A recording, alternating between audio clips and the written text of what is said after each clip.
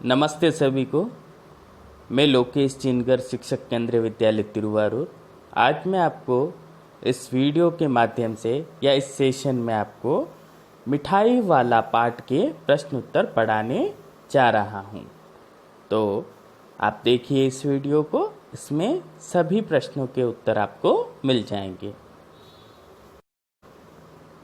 पहला प्रश्न है, मिठाई वाला अलग अलग चीज़ें क्यों बेचता था और वह महीनों बाद क्यों आता था? इसका उत्तर है, बच्चे एक चीज़ से ऊब न जाएं, इसलिए मिठाई वाला अलग अलग चीज़ें बेचता था। बच्चों में उत्सुकता बनाए रखने के लिए वह महीनों बाद आता था। साथ ही चीज़ें न मिलने से बच्चे रोएं, ऐसा मिठाई वाला नहीं चाहता था। अगला प्रश्न है, प्रश्न 2, मिठाई वाले में वे कौन से गुण थे जिनकी वजह से बच्चे बड़े भी उसकी ओर खींचे चले आते थे? उत्तर है, निम्नलिखित कारणों से बच्चे तथा बड़े मिठाई वाले की ओर खींचे चले आते थे। मिठाई वाला मादक मधुर ढंग से गाकर अपनी चीज़ों को बेचता था। दूसरा है, वह कम लाभ में बच्चों को खिलौने तथा मिठाइयाँ देता था। तीसरा है, उसके हृदय में बच्चों के लिए स्नेह था, वह कभी गुस्सा नहीं करता था। चौथा है, हर बार नई चीज़ें लाता था। प्रश्न 3, विजय बाबू एक ग्राहक थे और मुरली वाला एक विक्रेता। दोनों अपने अपने पक्ष के समर्थन में क्या तर्क पेश करते हैं? आंसर है, एक ग्राहक के रूप में विजय बाबू अपना तर्क पेश करते हुए कहते हैं कि तुम लोगों को झूठ बोलने की आदत होती है, सबको एक ही भाव से सामान बेचते हो, ग्राहक को अधिक दाम बताकर उल्टा ग्राहक पर ही एहसान का बोझ लाद देते हो। एक विक्रेता के रूप में मुरली वाला अपना तर्क पेश करता हुआ कहता है, आपको चीज़ों की असली लागत का अंदाज़ा नहीं है, इसलिए दुकानदार चाहे हानि उठाकर ही चीज़ें क्यों ना बेचें, पर ग्राहक को हमेशा यही लगता है कि हम उन्हें लूट रहे हैं। ग्राहक को दुकानदार पर विश्वास नहीं होता है। मुरली वाला कहता है कि असली दाम 2 पैसा ही है, मैंने पूरी 1000 बनवाई थी। प्रश्न 4 है, खिलौने वाले के आने पर बच्चों की क्या प्रतिक्रिया होती थी? इसका उत्तर है, खिलौने वाले के आने पर बच्चे खिलौने देखकर पुलकित हो उठते थे। बच्चों का झुंड खिलौने वाले को चारों तरफ से घेर लेता था। वे पैसे लेकर खिलौने का मोल भाव करने लगते थे। खिलौने पाकर बच्चे खुशी से उछलने कूदने लगते थे। प्रश्न 5, रोहिणी को मुरली वाले के स्वर से खिलौने वाले का स्मरण क्यों आया? उत्तर है, मुरली वाला भी खिलौने वाले की तरह ही गा गा कर खिलौने बेच रहा था। रोहिणी को खिलौने वाले का स्वर जाना पहचाना लगा, इसलिए उसे खिलौने वाले का स्मरण हो आया। प्रश्न 6, किसकी बात सुनकर मिठाई वाला भावुक हो गया था? उसने इन व्यवसायों को अपनाने का क्या कारण बताया? उत्तर है, रोहिणी की बात सुनकर मिठाई वाला भावुक हो गया। इस तरह के जीवन में उसे अपने बच्चों की झलक मिल जाती है। उसे ऐसा लगता है कि उसके बच्चे इन्हीं में कहीं हंस खेल रहे हैं। यदि वो ऐसा नहीं करता तो उनकी याद में गुल गुल कर मर जाता, क्योंकि उसके बच्चे अब जिंदा नहीं थे। इसी कारण उसने इस व्यवसाय को अपनाया था। प्रश्न 7, अब इस बार ये पैसे ना लूँगा। कहानी के अंत में मिठाई वाले ने ऐसा क्यों कहा? उत्तर है, कहानी के अंत में रोहिणी द्वारा मिठाई के पैसे मिठाई वाले ने लेने से मना कर दिया, क्योंकि चुन्नू और मुन्नू को देखकर उसे अपने बच्चों का स्मरण हो आया। मतलब उसे अपने बच्चों की याद आ गई। उसे ऐसा लगा मानो वो अपने बच्चों को ही मिठाई दे रहा है। प्रश्न 8, इस कहानी में रोहिणी चिक के पीछे से बात करती हैं। क्या आज भी औरतें चिक के पीछे से बात करती हैं? यदि करती हैं तो क्यों? आपकी राय में क्या यह सही है? चिक कहते हैं घूंघट को, जो गाँव में आज भी महिलाएं क्या निकालती हैं? घूंघट निकालती हैं। तो क्या वह सही है? तो इसमें क्या मांगा गया? आपकी राय मांगी गई है। इसका उत्तर है, आज भी कुछ औरतें चिक के पीछे से बात करती हैं, जैसे ग्रामीण महिलाएं तथा कुछ मुस्लिम परिवारों की महिलाएं भी ऐसा करती हैं, क्योंकि उन्हें पर्दा प्रथा का प्रचलन आज भी है। आज के समाज में प्रथा सही नहीं है। इसका प्रचलन धीरे धीरे कम होता जा रहा है, क्योंकि इससे महिलाओं का संकोच पता चलता है, जो उनकी प्रगति में बाधक हैं।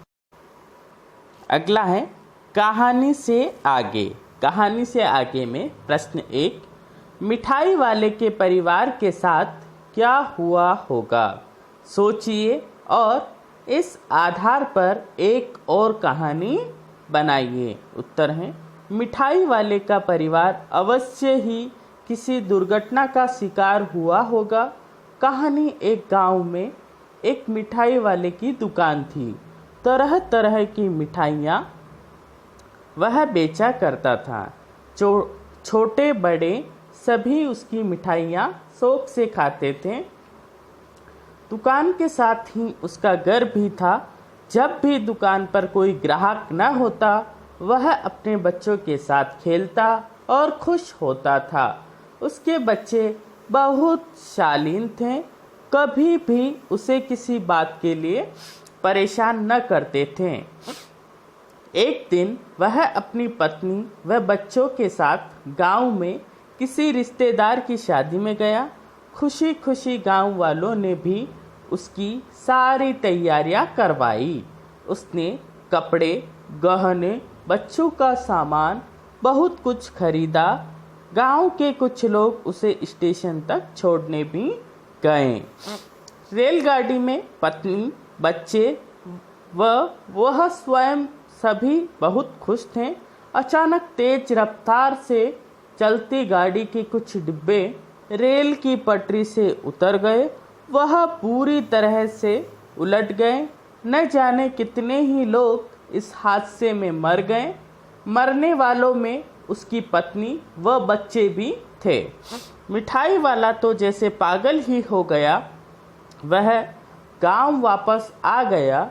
आज भी इतने वर्षों बाद वह इस हादसे को भूल नहीं पाया। गुमसुम न जाने कौन सी यादों में खोया रहता है।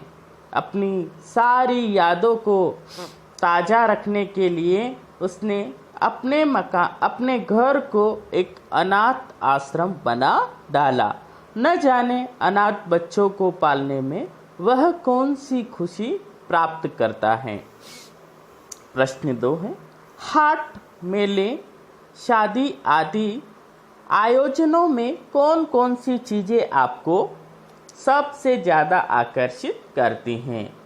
उनको सजाने बनाने में किसका हाथ होगा? वह चेहरों के बारे में, उन चेहरों के बारे में लिखिए। उत्तर है, हाट, मेले, शादी आदि आयोजनों में हमें मिठाइयाँ, गोलगप्पे, चाट पापड़ी, फूड चाट, चीले, छोले भटूरे, सांभर, डोसा, इडली, चाइनीज़ फूड व इनके अलावा विभिन्न खाद्य पदार्थ आकर्षित करते हैं। उनको बनाने सजाने में विभिन्न पाक कला विशेषज्ञों का हाथ होता है। जैसे खाद्य पदार्थों के लिए हलवाई, इनके पहनावे अलग अलग क्षेत्रों में अलग अलग हो सकते हैं। जैसे समोसे बनाने वाला समोसे बनाने में, सांभर डोसा बनाने वाला सांभर में, इडली बनाने वाला इडली बनाने में, आइसक्रीम बनाने वाला आइसक्रीम बनाने में आदि। प्रश्न 3 है, इस कहानी में मिठाई वाला दूसरों को प्यार और खुशी देकर अपना दुख कम करता है। इस मिजाज की और कहानियाँ, कविताएं ढूंढिए और पढ़िए। ऐसी कहानी पुस्तकालय से ढूंढें। यह कार्य छात्र स्वयं करें। मीन्स इसमें आपको स्वयं को इसका उत्तर लिखना है। Means you have to write your own answers about this question. Next one, अनुमान और कल्पना। अब हम पढ़ेंगे अनुमान और कल्पना के प्रश्न। प्रश्न 1, आपकी गलियों में कई अजनबी फेरी वाले आते होंगे। आप उनके बारे में क्या क्या जानते हैं? अगली बार जब आपकी गली में कोई फेरी वाला आए तो उससे बातचीत कर जानने की कोशिश कीजिए। उत्तर है, हमारे गली में मौसम के अनुसार कई फेरी वाले आते हैं। जैसे मूंगफली वाला, चाट वाला, फल वाला, सब्जी वाला, खिलौने वाला, आइसक्रीम वाला, कपड़े वाला आदि। वे सब बड़ी मीठी स्वर में पुकार पुकार कर अपनी चीज़ें बेचते थे। ये लोग कम पैसे में पूंजी के अभाव में घूम घूम कर चीज़ें बेचते हैं। अगर इनके पास पूंजी होती तो ये भी बड़े दुकानदार होते हैं। चाट, आलू टिक्की, फेरी वाले से बातचीत।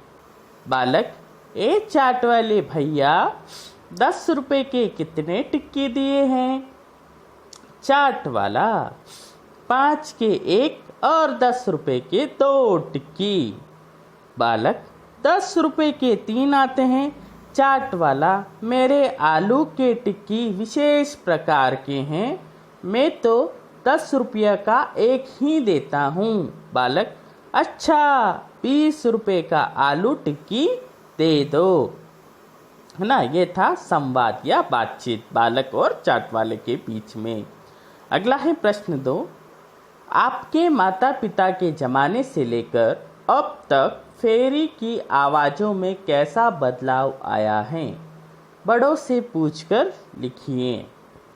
उत्तर, हमारे माता पिता के ज़माने में प्रत्येक वस्तुएं फेरी वाला ही बेचने आया करता था।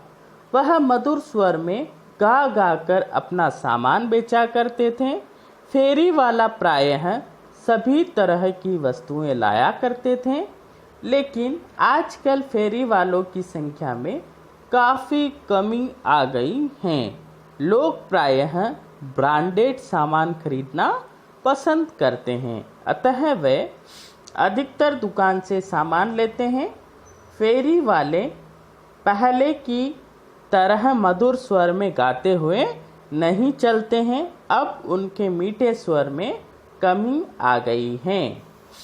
प्रश्न 3, आपको क्या लगता है वक्त के साथ फेरी के स्वर कम हुए हैं?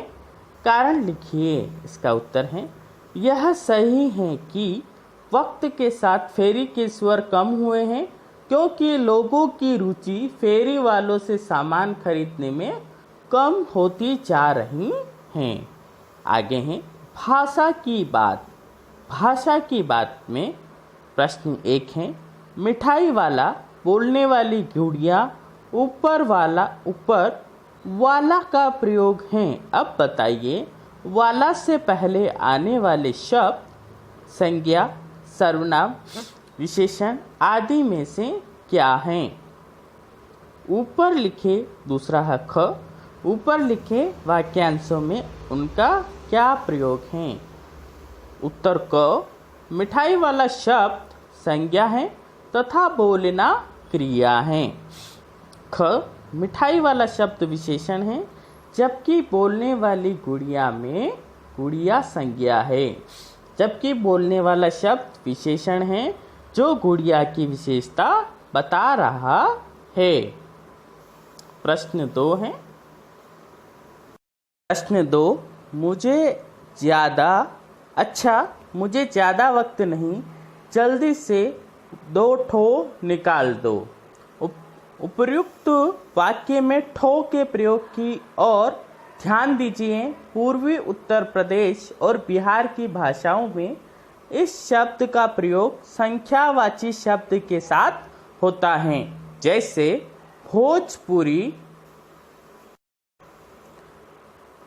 भोजपुरी में 1 ठो लइका, 4 ठे आलू, 3 ते बटुली। ऐसे शब्दों का प्रयोग भारत की कई अन्य भाषाओं या बोलियों में भी होता है। कक्षा में पता कीजिए किस किस की भाषा बोली में ऐसा है। इस पर सामूहिक बातचीत कीजिए। इसका उत्तर विद्यार्थियों को स्वयं करना है। झारखंड की हिंदी, बांग्ला तथा असमी भाषा में भी ठो का प्रयोग होता है और आप इसमें अपने तमिल भाषा के शब्द भी लिख सकते हैं। तमिल भाषा में 1 को क्या कहते हैं, 2 को क्या कहते हैं, 3 को क्या कहते हैं, like 1 2 3 4 5 6 7 8 9 10 like this you can write here, है ना। आपको तमिल भाषा में भी लिखना है। प्रश्न 3 है। वे भी जान पड़ता है पार्क में खेलने निकल गए हैं। क्यों भाई, किस तरह देते हो मुरली? दादी, चुन्नू मुन्नू के लिए मिठाई लेनी है, जरा कमरे में चलकर ठहराओ। भाषा के ये प्रयोग आजकल पढ़ने सुनने में नहीं आते। आप ये बातें कैसे कहेंगे? उत्तर, लगता है वे भी पार्क में खेलने निकल गए हैं। भैया, इस मुरली का मूल्य क्या है? दादी, चुन्नू मुन्नू के लिए मिठाई लेनी है, जरा जाकर उसे कमरे में बुलाओ। मूल्य प्रश्न है कुछ करने को। मूल्य परक प्रश्न में पहला है, फेरी वालों की दिनचर्या कैसी होती होगी? उनका घर परिवार कहाँ होगा? उनकी जिंदगी में किस प्रकार की समस्याएं और उतार चढ़ाव आते होंगे? यह जानने के लिए 2-2 के समूहों में छात्र छात्राएं कुछ प्रश्न तैयार करें और फेरी वाले से बातचीत करें। प्रत्येक समूह अलग अलग व्यवसाय से जुड़े फेरी वाले से बात करें। उत्तर है, फेरी वाले का जीवन काफ़ी कठिन होता है। वह सुबह से शाम तक गलियों में चक्कर लगाते रहते हैं। उनका घर परिवार उनसे अलग गांव या दूसरे शहर में होता है या किसी छोटी कॉलोनियों में। उनके जीवन में अनेक समस्याएं आती होगी, जैसे पूरा सामान न बिकना, सामान का खराब हो जाना या सड़ जाना, तबीयत खराब होने, अधिक बारिश होने पर या अधिक गर्मी पड़ने से घर से बाहर न निकल पाना। कभी कभी उन्हें खरीद से कम में भी माल बेचना पड़ता है, जिससे कि इनका मूलधन डूब जाए। इस प्रकार की और भी कई समस्याओं का सामना करना पड़ता है। प्रश्नानुसार आज के दौर में अलग अलग व्यवसाय से जुड़े फेरी वालों से उनकी समस्याएं व जीवन के बारे में आप बातचीत कर सकते हैं। प्रश्न 2 है, इस कहानी को पढ़कर क्या आपको यह अनुभूति हुई कि दूसरों को प्यार और खुशी देने से अपने मन का दुख कम हो जाता है? समूह में बातचीत कीजिए। उत्तर है, हाँ, फेरी वाले के जीवन में इस बात का पता लगता है कि दूसरों को प्यार और खुशी देने से दुख कम हो जाता है। जैसे मिठाई वाले के बच्चे और पत्नी की मृत्यु के बाद वह दूसरे बच्चों को जब उनकी पसंद का सामान ला लाकर बेचता तो उनके चेहरे पर खुशी की लहर देखकर उसे संतोष, धैर्य और सुख की अनुभूति होती थी। वह उन्हीं में अपने बच्चों की झलक देखता था। इसलिए कहा भी है कि दुख बांटने से कम होता है। प्रश्न 3 है, अपनी कल्पना की मदद से मिठाई वाले का चित्र शब्दों के माध्यम से बनाइए।